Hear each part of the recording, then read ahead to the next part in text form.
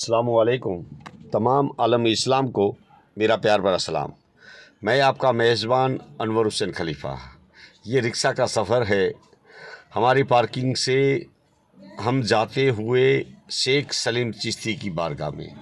जो हमारा सफ़र ज़ियारती औलिया कराम, जिस तरह से हमारा प्रोग्राम रहता है, हमारे साथ चलने वाले ज़ायरीन जिस तरह से टूर का मज़ा लेती है और जहाँ कहीं जाते हैं वहाँ की डिटेल, वहाँ की मालूमात जिस तरह से लोगों को हम पेश करते रहते हैं और लोग भी खुश होते हैं, क्योंकि सफ़र कुछ ऐसा होता है जहाँ कहीं हम पैसा खर्च के जाते हैं तो वहाँ की जो डिटेल, वहाँ की जो जानकारियाँ, किस तरह से वहाँ के मंज़र होते हैं, जिस तरह से बुज़ुर्गान दीन औलिया करामों का सफ़र होता है या मुक़द्दस तबरुकात होते हैं या ऐतिहासिक इमारतें होती हैं, वहाँ की डिटेल अगर हम हमारे साथ चलने वाले ज़ायरीन को देंगे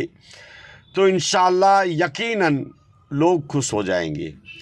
हाँ दोस्तों, आज का जो हमारा सफ़र है फतेहपुर सीकरी की सरज़मी पे, जहाँ वैसे तो देखने जाए तो फतेहपुर सीकरी राजा रजवाड़ों के ज़माने में अकबर बादशाह की यहाँ राजधानी थी और इस एरिया में अकबर बादशाह ने जिस तरह से अपना राज किया, उस दौर उस ज़माने में अल्लाह के महबूब बंदे शेख सलीम चिश्ती इसी गुफ़ा में अल्लाह की इबादत किया करते थे और इसी जगह पे अकबर बादशाह की राजधानी थी।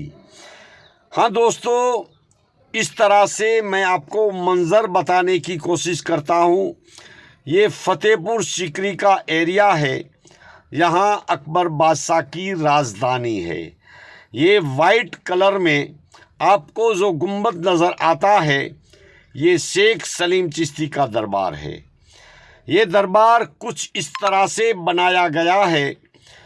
अकबर बादशाह यहाँ राज किया करता था। अकबर बादशाह की 3 बेगम थी, 3 रानियाँ थी, लेकिन कोई औलाद नहीं थी।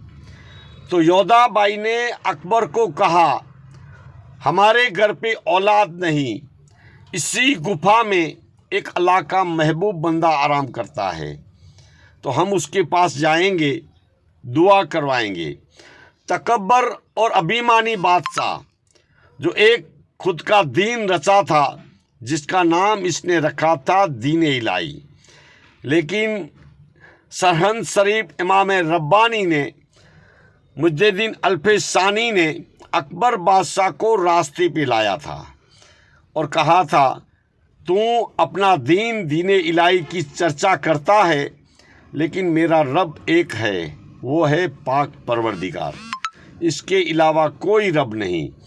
तो अकबर बादशाह को रास्ते पे लाने वाले इमाम रब्बानी मुज्जिद्दीन अल्फ़सानी नक्शबंदी सरहिंदी, और उसके बाद अकबर बादशाह के यहाँ औलाद नहीं थी, तो अकबर बादशाह अपनी बेगम के साथ शेख सलीम चिश्ती की बारगाह में आता है और अर्ज़ करता है, हज़रत मेरे घर पे औलाद नहीं।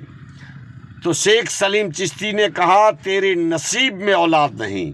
बस वहाँ से नाराज़ होकर निकल गया और उसके बाद आगे जाता हुआ 6 महीने का बच्चा, जो शेख सलीम चिश्ती का बच्चा था, जिसका नाम बाले मियाँ था, अल्लाह की कुदरत ऐसी हुई, बाले मियाँ को ज़ुबान आई और बाले मियाँ ने अकबर बादशाह को कहा, ए अकबर बादशाह, रोता हुआ क्यों है? तेरी आँख में आंसू क्यों है? तो अकबर बादशाह पहले तो हैरत में पड़ गया कि छोटा बच्चा है, इतनी बच्चे की उम्र है और ऐसी जुबान, हैरत में पड़ गया। लेकिन अकबर बादशाह ने कहा, मैं गया था बच्चे के लिए, औलाद के लिए गया था, लेकिन शेख सलीम चिश्ती ने मना कर दिया।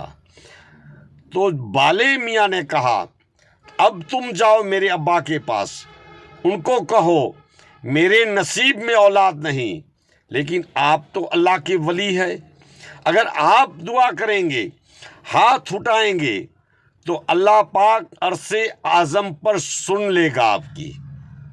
तो अकबर बादशाह खुश होकर वापिस शेख सलीम चिश्ती की बारगाह में आए और कहने लगा, आप तो अल्लाह के वली है, मेरे नसीब में औलाद नहीं, लेकिन आप तो मेरे लिए दुआ करें, आपकी दुआ रद्द नहीं होगी। शेख सलीम चिश्ती अकबर बादशाह के लिए दुआ की और इनके नसीब में औलाद नसीब हुई। तो उसके बाद अकबर बादशाह शेख सलीम चिश्ती का मुरीद बन गया और मुरीद बनने के बाद इस जगह पे शेख सलीम चिश्ती जब दुनिया से पर्दा किया तो ये जगह अता की। यहाँ शेख सलीम चिश्ती का दरबार बनाया गया। खूबसूरत मंजर लाल पत्थर से बनाया गया था, लेकिन अकबर बादशाह की औलाद जहांगीर बादशाह को पता चला था तो उन्होंने वाइट पत्थर से बना दिया। आज के लिए इतना ही। दीजिए इजाज़त।